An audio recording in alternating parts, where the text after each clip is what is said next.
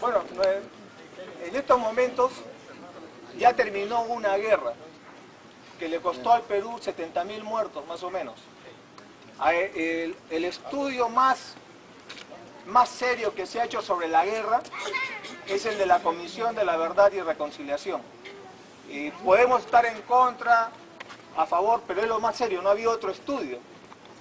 Y en ese estudio se señala que de los 70.000 muertos, 38.000 más o menos le corresponden a Sendero Luminoso, unos 2.000 al MRTA y hay como 28.000 que le corresponden a las fuerzas del orden. La diferencia son los comités de autodefensa y lo que queda, no se sabe a quién le pertenece, que están muertos. Terminó la guerra y los responsables políticos de los que perdieron, porque perdió Sendero y perdió el MRTA, están presos. A Abimael Guzmán, que es el líder de Sendero Luminoso, está preso, no porque haya disparado, sino porque él dirigió una guerra. Abimael Guzmán jamás disparó, que yo sepa no ha disparado, ¿no? Pero en el lado del Estado peruano, los responsables políticos de la guerra están libres. Los presidentes que eran en ese momento jefes supremos de la Fuerza Armada, ninguno de ellos está preso por eso. El señor Fujimori está preso por otro tema, pero no por haber dirigido la guerra. Entonces, los que están respondiendo políticamente por el Estado peruano son los soldados. Por ejemplo, en el tema de Cayara, que es un tema en el cual hubo una violación flagrante de derechos humanos en una población peruana, el único responsable ahí es un sargento, pero no están los jefes políticos militares, porque habían jefes políticos militares en esa época, que eran los que daban las disposiciones. No está el jefe supremo de la Fuerza Armada. Entonces, en ese sentido, creo que el Estado es hipócrita al no reconocer su responsabilidad política en una guerra que ya terminó. Sendero Luminoso no es una amenaza al Estado de Derecho.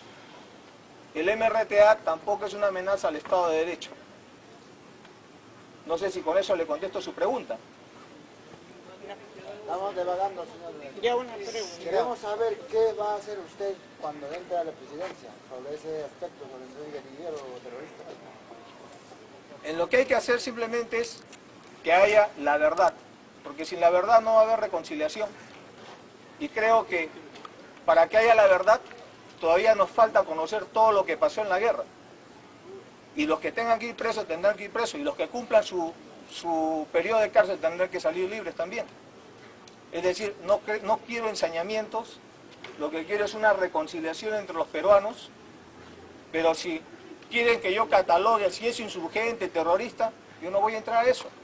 Lo que yo creo es que Sendero y el MRTA eran partidos políticos que terminaron en la lucha armada y después de la lucha armada se concentraron fundamentalmente a actos terroristas. Eso es lo que yo he visto. Yo he estado como soldado en las 3 zonas de emergencia, yo he peleado. Y lo que creo es de que la metodología que más les dio réditos a estos grupos fue el terrorismo. Era más fácil por el miedo actuar que por la convicción. Y ahí viene el problema, porque en los primeros años de Sendero Luminoso entra como si fuera el Robin Hood, porque va a solucionar un tema. ¿Qué pasa? Que al interior del país, en muchos lugares no había Estado, y por lo tanto eran espacios vacíos que Sendero los cubrió. Y Sendero normaba la justicia, establecía la vida en comunidad. Pero después, cuando vienen a hacer juicios populares por cualquier cosa, se llega a sembrar el terror. Y ahí viene el fracaso de Sendero Luminoso, porque se aleja de la población. Yo les voy a contar una experiencia. Cuando yo era teniente, estaba patrullando en un poblado y llegué a un sitio y estábamos cansadazos. Estábamos con la tropa cansados, entonces había una tienda y compré más o menos 2 cajas de gaseosas. Y de ahí estuvimos tomando con la tropa y nos fuimos. Compramos, pagamos, normal. Y después, a los 20 días, se ha regresado por ahí. Y he encontrado a la chica que nos vendió la gaseosa, le habían cortado el pelo a cero, o sea, poco, y la habían flagelado. Y no la mataron porque la gente de ahí mismo pidió clemencia a la columna subversiva. ¿Eso está bien? Su pecado, su delito fue vender gaseosa a la patrulla, que era la represión, ¿no? Le había vendido gaseosa a la represión y le cayó también una represión a esta persona. Entonces, eso no se puede aceptar. Así no se puede construir una sociedad. Yo quiero... Uno por uno. La palabra a las mujeres ya. ¿Cómo olvidar imágenes como estas que marcaron la historia más dolorosa de nuestro país? Miles de peruanos muertos a manos del terrorismo. Sin embargo, Ollanta Humala comparó el sangriento accionar de Sendero Luminoso nada menos que con el heroico personaje de la literatura universal, Robin Hood, que robaba a los ricos para darle a los pobres. Nada más alejado a la realidad. En los primeros años de Sendero Luminoso entra como si fuera el Robin Hood, porque va a solucionar un tema. ¿Qué pasa? Que al interior del país, en muchos lugares no había Estado, y por lo tanto eran espacios vacíos que Sendero los cubrió. Y Sendero normaba la justicia, establecía la vida en comunidad. Este video fue grabado en julio del 2009 en España. Ollanta Humala hablaba así ante la comunidad peruana residente en Madrid. Para más sorpresa, Humalatazo consideró a Abimael Guzmán como un preso político. Terminó la guerra y los responsables políticos de los que perdieron, porque perdió Sendero y perdió el MRTA, están presos.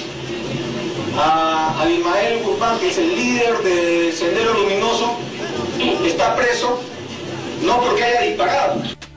Sandra García perdió a su esposo en un atentado terrorista en 1993. Desde entonces la herida no cierra. Una burla para nosotros las víctimas, porque siendo él un comandante del ejército, ¿cómo va a decir que los terroristas o que Abimael específicamente era un Robin Hood? ¿Qué quería salvar él? ¿Quería salvar matando a nuestros familiares? Bueno, creo que revela su verdadero pensamiento, ¿no? No el que expresa cuando lee, como hizo en el debate. Creo que es, por supuesto, completamente equivocado comparar a Sendero Luminoso con Robin Hood, es darle imagen de una suerte de bandido bueno, cosa que jamás fue Sendero Luminoso ni al principio, siempre fue un movimiento muy sanguinario. Quienes vivieron en carne propia la crueldad e insanía del terrorismo exigen que el candidato presidencial se retracte. Lo solicitamos porque, en parte, ¿no?, en representación de todos los discapacitados y de los miembros de la Fuerza Armada que hemos cometido la subversión, el señor debe rectificarse públicamente a ese comentario que le hizo, ¿no? Bueno, a propósito de este tema, esta tarde recibimos una carta notarial del Partido Nacionalista Gana Perú, de Ollanta Humala, donde nos está acusando de manipular y editar sus declaraciones en Madrid en julio del 2009 y que, ustedes recuerdan, anoche difundimos. Bueno, hay que decirle al señor Humala que nunca hemos manipulado sus palabras y se lo vamos a demostrar. A continuación, los televidentes van a poder escuchar algunos fragmentos sin editar del video que el propio señor Humala nos ha enviado aquí, en este sobrecito. Vamos con el primero. A Abimael Guzmán, que es el líder de Sendero Luminoso, está preso no porque haya disparado, sino porque él dirigió una guerra. Abimael Guzmán jamás disparó, que yo sepa no ha disparado, ¿no? Pero en el lado del Estado peruano, los responsables políticos de la guerra están libres.